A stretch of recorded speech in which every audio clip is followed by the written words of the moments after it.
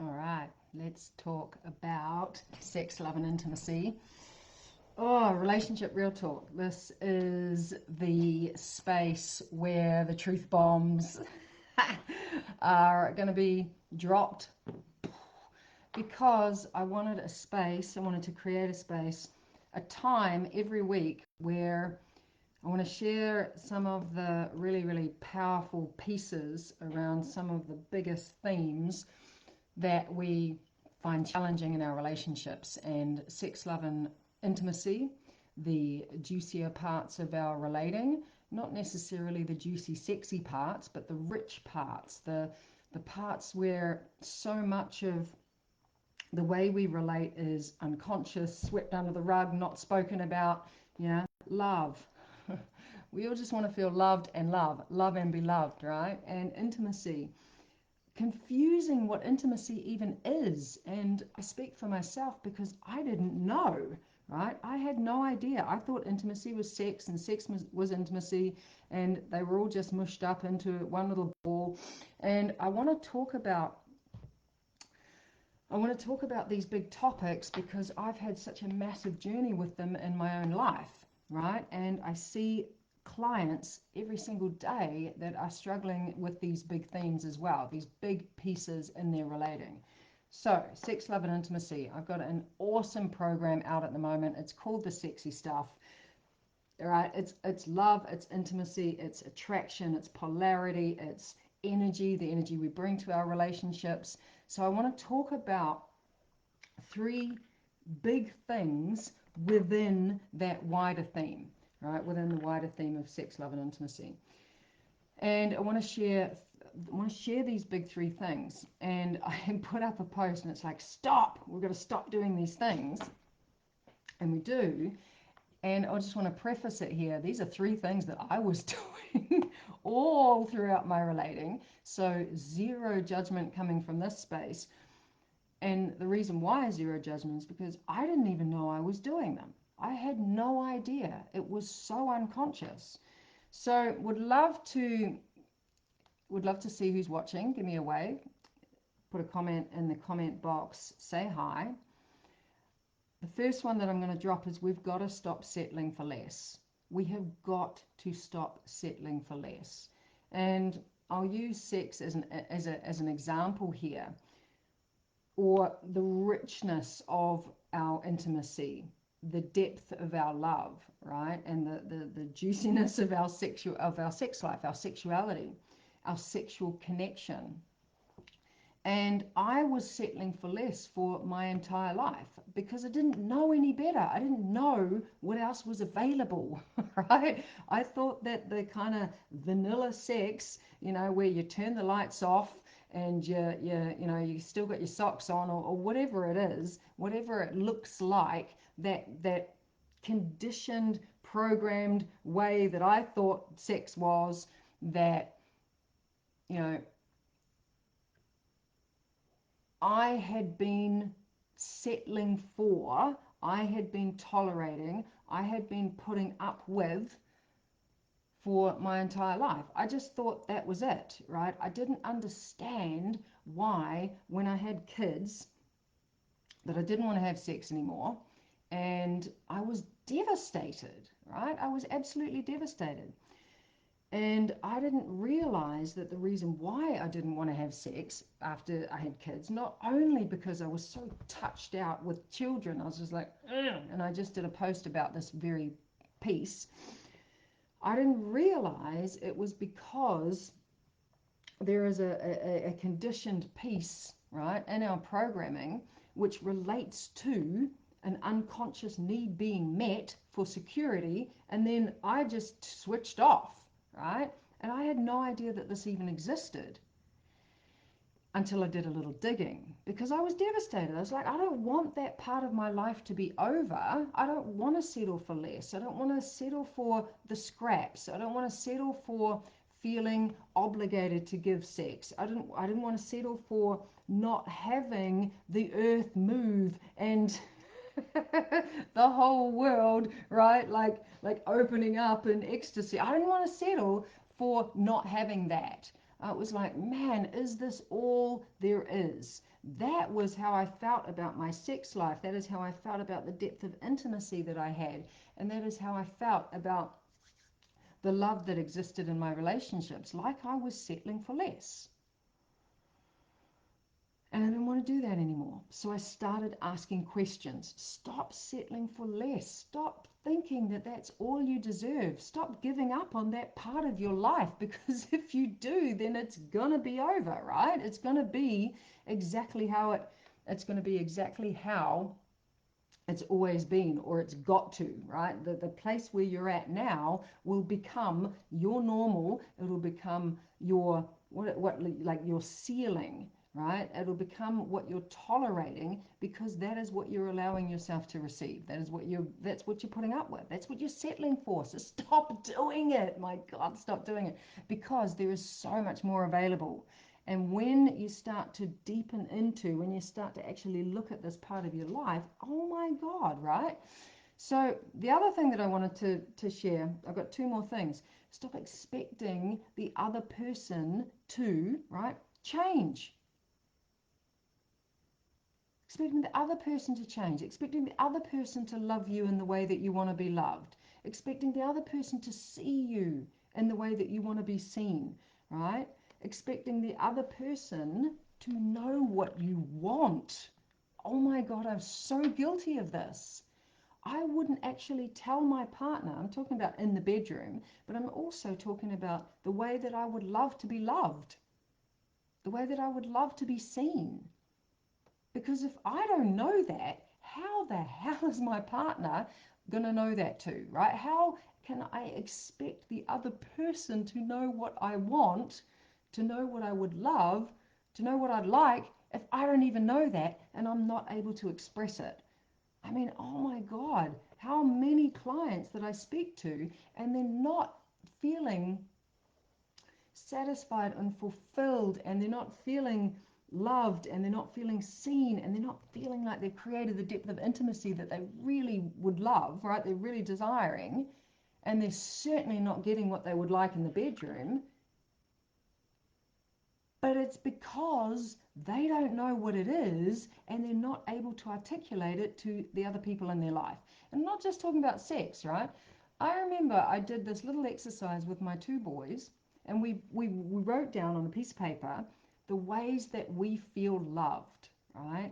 What the other people in the family can do so that we feel loved. What is it? Because the way that I love them is not necessarily the way that they want to be loved.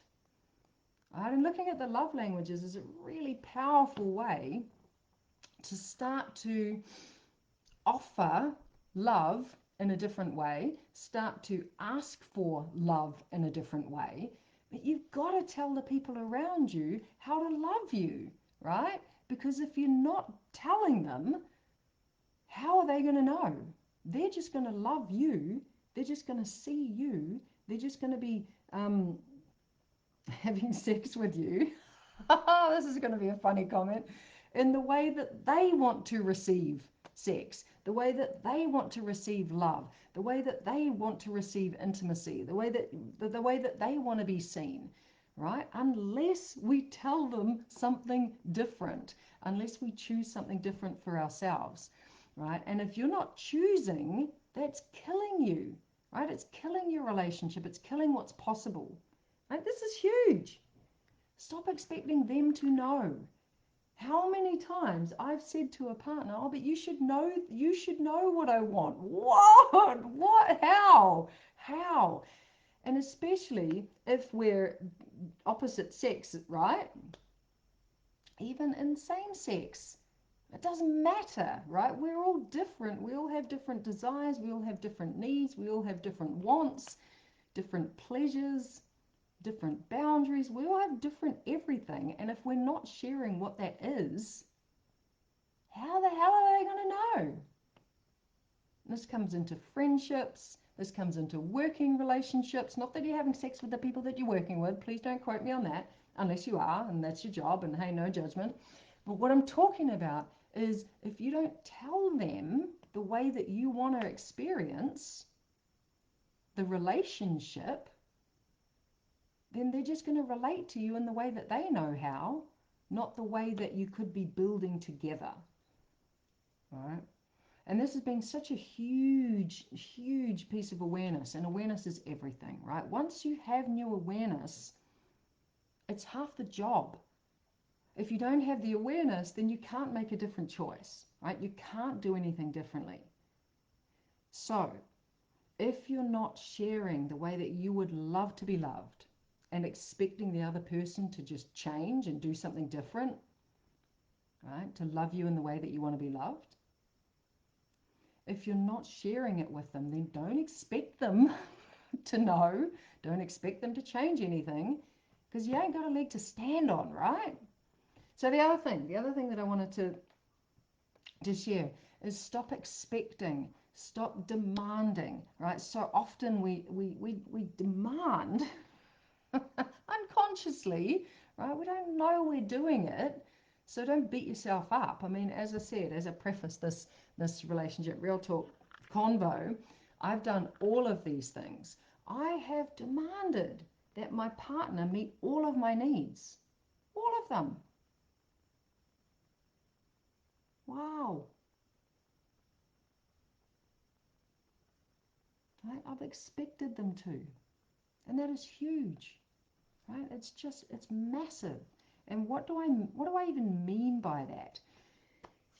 When we're in a relationship, right, with our partner, with our boyfriend, with our girlfriend, with our lover, right, so much of the time we will expect that person or unconsciously demand that person. We don't know we're doing it to meet all of our needs.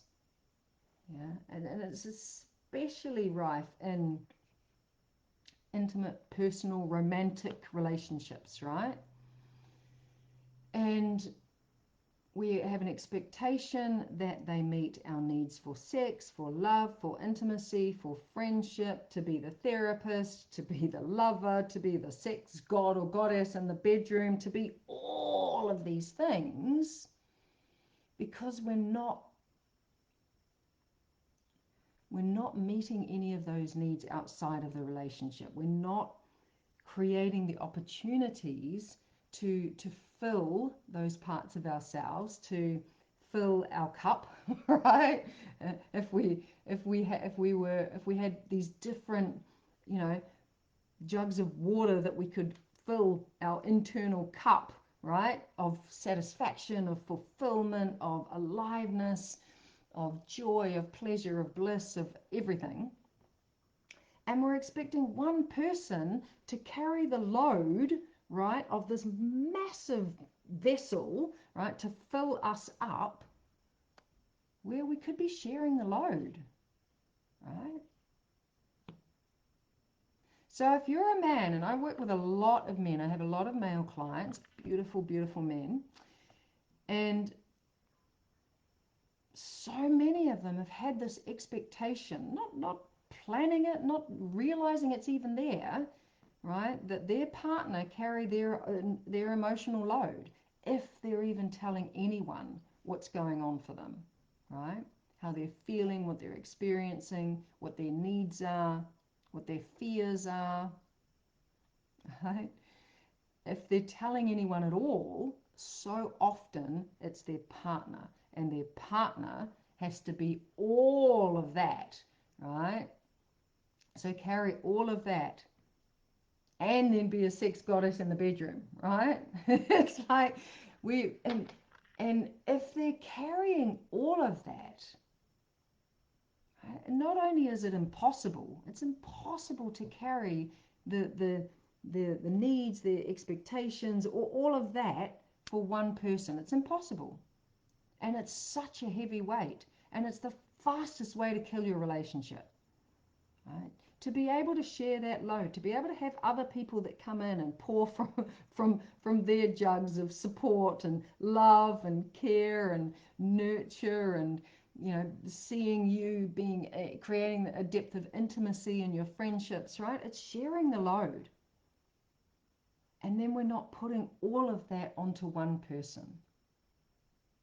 And it's the same in our friendships. It's the same in our working relationships, right? I've had a working relationship where there's been a mass exodus because there's been too much load on certain people, and now they've all left, right?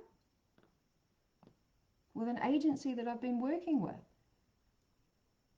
Right? If we overload people, they're going to suffer, right? It's going to create challenge in the relationships. So huge, huge, huge, huge. Now, there's another thing. I wrote a note down. There's one more thing around this. Stop expecting other people, right, to carry all of the load, to meet all of your needs without sharing that load around, right? With friendships, with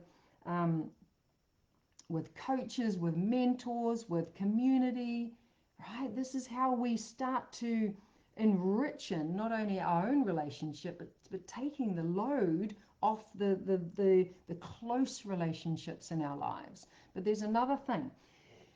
It's impossible for one person to meet all of your needs, right? And that's what I was talking about. When we expect one person to meet all of our needs, and this is where we've come from in the way that we've been conditioned around relationships, right? That one person, our intimate partner, carries our needs for love, for intimacy, for our sexual nourishment, let's just say.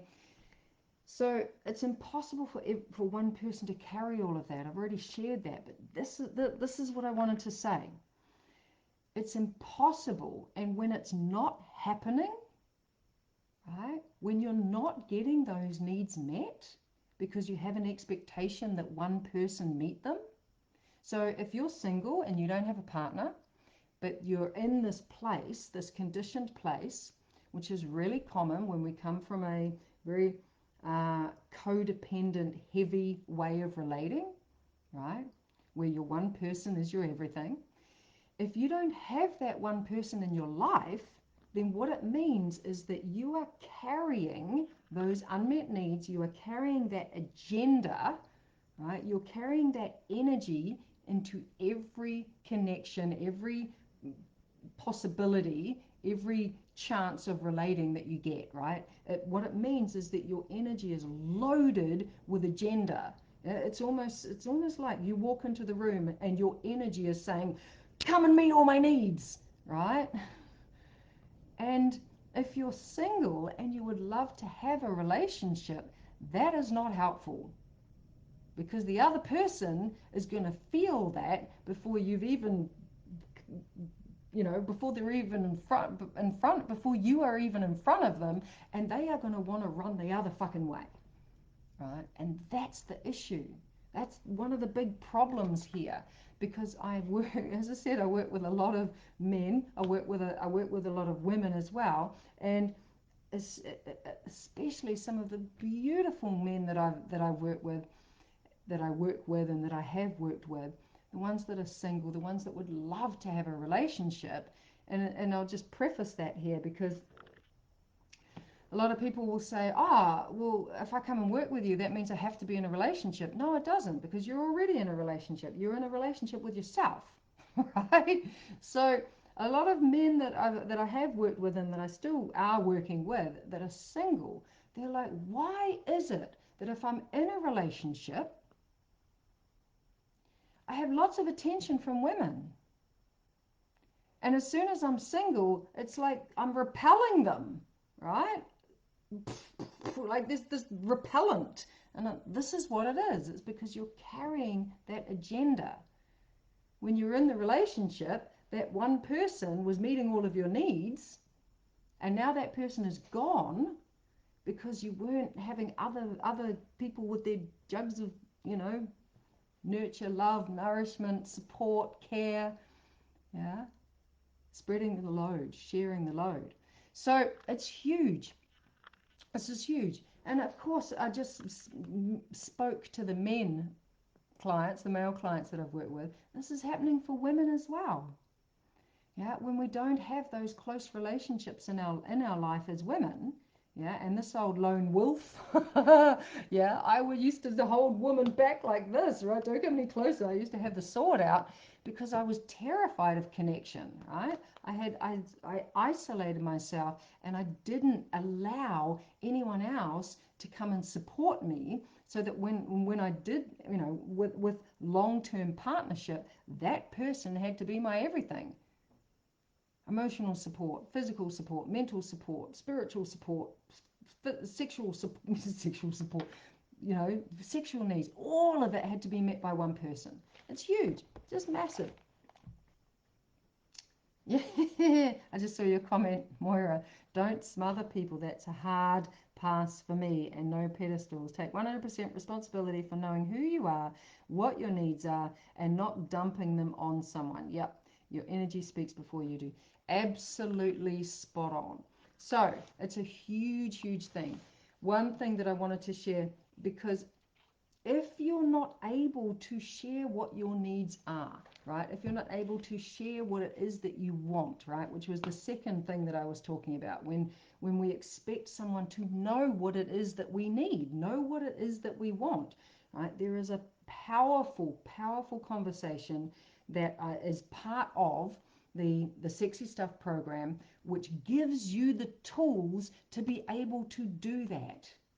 Could you imagine having the tools in your tool belt to be able to have these conversations, right? Before going into a sexual connection with someone, before deepening into your relationship, these tools, this conversation, to be able to support you to share what it is that you would love to be experiencing in the relationship with your kids, right? In the relationship with your own parents.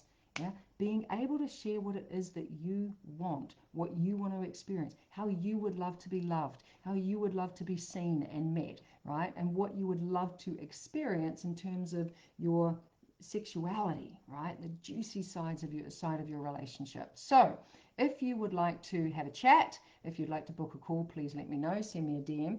This stuff is so life-changing, right? Don't settle for anything less, because what you are currently experiencing in your life is what you have chosen to settle for. Yeah. And I gave myself a real kick in the ass about 10 years ago, and I was like, I don't want this to be what I am settling for the rest of my life. Right? So if that's you, if this has touched a, right, then get in touch if this has touched. Send me a DM, and if you would like to get your hands on the Sexy Stuff program, then send me a DM as well, and I will get the details to you. Awesome, awesome, awesome stuff. Really juicy topic. Really excited to keep these relationship real talk sessions going. I'm so happy for you, Moira, that you're in a new relationship and that you've, oh God, that is, right? Keep doing the deep work. Keep doing the deep work within your relationship. I love it. All right, so, and another thing, one more thing. If there is something that you would love for me to touch on in Relationship Real Talk, if there is a theme, if there is a challenge, if there is something that you would love some truth bombs around, then pop the comment below and I will pick it up and I will put it into my structure of what I'm going to be talking about in these juicy sessions. All right, bye for now, everybody. Big love. Ciao, ciao.